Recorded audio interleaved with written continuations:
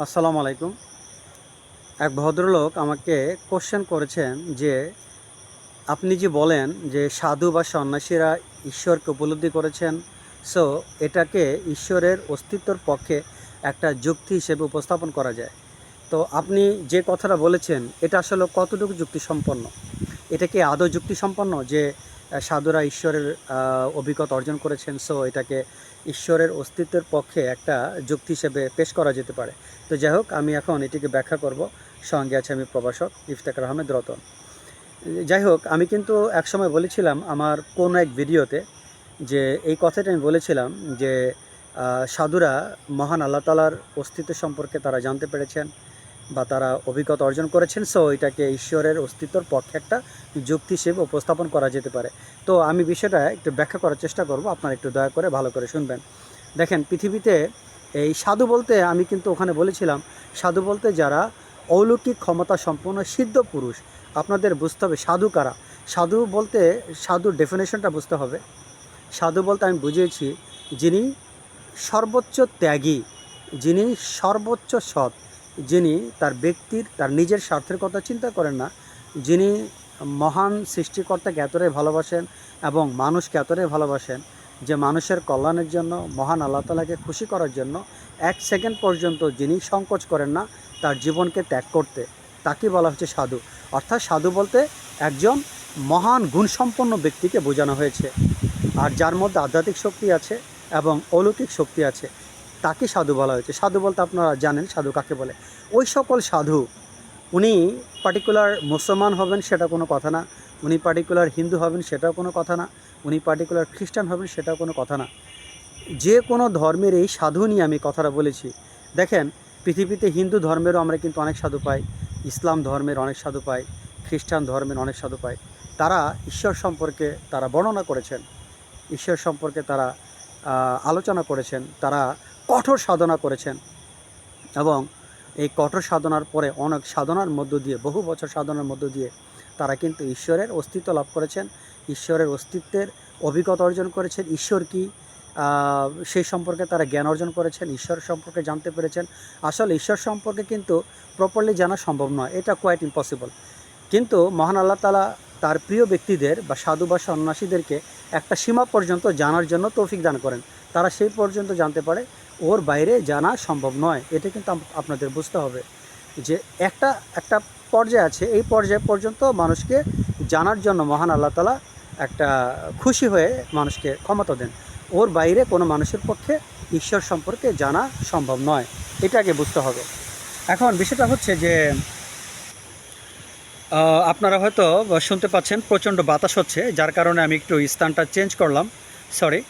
তো যেখান থেকে আমি শুরু করেছিলাম যে এই যে সাধু নিয়ে আমি যে কথাটা বললাম, সাধুরা যে কোনো ধর্মের হন না কেন তারা কিন্তু কঠোর পরিশ্রমের মধ্য দিয়ে, কঠোর সাধনার মধ্য দিয়ে তারা মহান আল্লাহ তাআলার অস্তিত্ব লাভ করেছেন।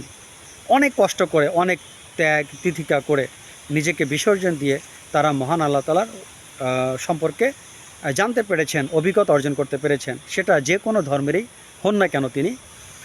এই সাধুরা হিন্দু, মুসলমান, খ্রিস্টান যেই ধর্মের সাধুরা হন না কেন তারা ভিন্ন ধর্মের হতে পারেন, কিন্তু মহান আল্লাহ তাআলা সম্পর্কে তারা যে অভিজ্ঞতার কথা বলেছেন সেটি কিন্তু ভিন্ন নয়। সবচেয়ে ইন্টারেস্টিং বিষয়টা কিন্তু এটাই যে তারা ভিন্ন ভিন্ন ধর্মের, ভিন্ন ভিন্ন মতাবলম্বীর হতে পারেন, কিন্তু মহান আল্লাহ তাআলা সম্পর্কে বা সৃষ্টিকর্তা সম্পর্কে তারা যে অভিজ্ঞতার কথা বলেছেন সেটি কিন্তু ভিন্ন নয়। সকল সাধু একই কথা বলেছেন। তাহলে যদি এখানে সাধুরা ভিন্ন ভিন্ন কথা বলতেন তাহলে কিন্তু আমাদের সন্দেহের জায়গা থাকতো। তখন হয়তো আমরা সন্দেহ করতে পারতাম যে সাধুদের অভিজ্ঞতাটা ভিন্ন হচ্ছে, সো আমরা কিভাবে সাধুদের অভিজ্ঞতাকে ঈশ্বরের অস্তিত্বের পক্ষে একটা প্রমাণ হিসেবে নিতে পারি। সো ভিউয়ার, আপনারা বুঝতে পারছেন যে পৃথিবীতে যারা সহি সাধু, অলৌকিক ক্ষমতা সম্পন্ন যারা সাধু, যেই সাধুর ডেফিনেশনটা আমি একটু আগে আপনাদেরকে দিয়েছি, ওই সকল সাধু যারা, এবং ওই সকল সাধু যখন মহান আল্লাহ তাআলার অস্তিত্ব সম্পর্কে জ্ঞান লাভ করেছেন, মহান আল্লাহ তাআলা সম্পর্কে জানতে পেরেছেন, তাদের সবার ডেসক্রিপশন, সবার বর্ণনা একই রকম, চুল পরিমাণ পার্থক্য নাই। যদিও তারা ভিন্ন ভিন্নভাবে মহান আল্লাহ তাআলার সাক্ষাৎ লাভ করেছেন বা মহান আল্লাহ তাআলা সম্পর্কে তারা অভিজ্ঞতা লাভ করেছেন, তাদের পদ্ধতিটা ভিন্ন হতে পারে, কিন্তু তারা কিন্তু সবাই একই জায়গায় যে মিলিত হয়েছেন। যেমন আপনি করিম স্যারের কাছে ম্যাথ করেন, আমি রহিম স্যারের কাছে ম্যাথ করি। এখন করিম স্যার একভাবে ম্যাথ করান, রহিম স্যার একভাবে ম্যাথ করান।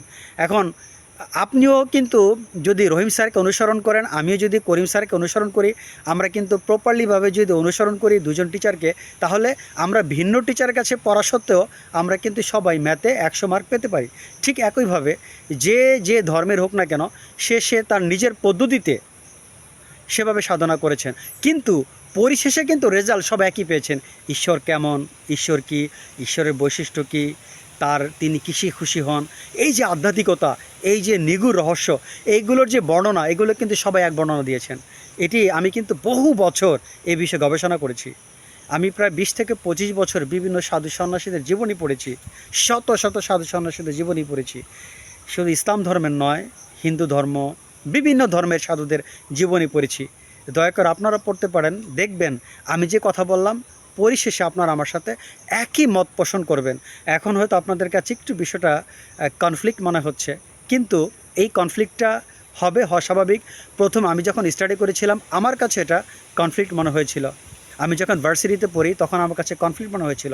আমি যখন স্টুডেন্ট ছিলাম, এসএসসি পরীক্ষার্থী, তখনও আমার কাছে কনফ্লিক্ট মনে হয়েছিল। তো যাই হোক, আপনারা যদি ভালো করে দেখেন আপনারা নিজেরাই বুঝতে পারবেন। আপনারা যদি ওই সকল সাধুদের বায়োগ্রাফি স্টাডি করেন আপনারা জানতে পারবেন। তো তাদের সাধনা পদ্ধতি ভিন্ন থাকলেও সবার অভিজ্ঞতা একই রকম। এই জন্য আমি আমার ভিডিওতে কথাটা বলেছিলাম যে সকল সাধুরা ঈশ্বর সম্পর্কে, অলৌকিক ক্ষমতা সম্পন্ন সকল সাধুরা, সিদ্ধ সাধুরা ঈশ্বর সম্পর্কে যে বর্ণনা দেন সেখানে কোনো মত পার্থক্য নেই। এজন্য সাধুদের ঈশ্বরের নৈকট্য লাভ যে তারা করেছেন, এটিকে অবশ্যই ঈশ্বরের অস্তিত্বের পক্ষে প্রমাণ হিসেবে পেশ করা যেতে পারে। হাজার হাজার বছর ধরে এটি চলে আসছে।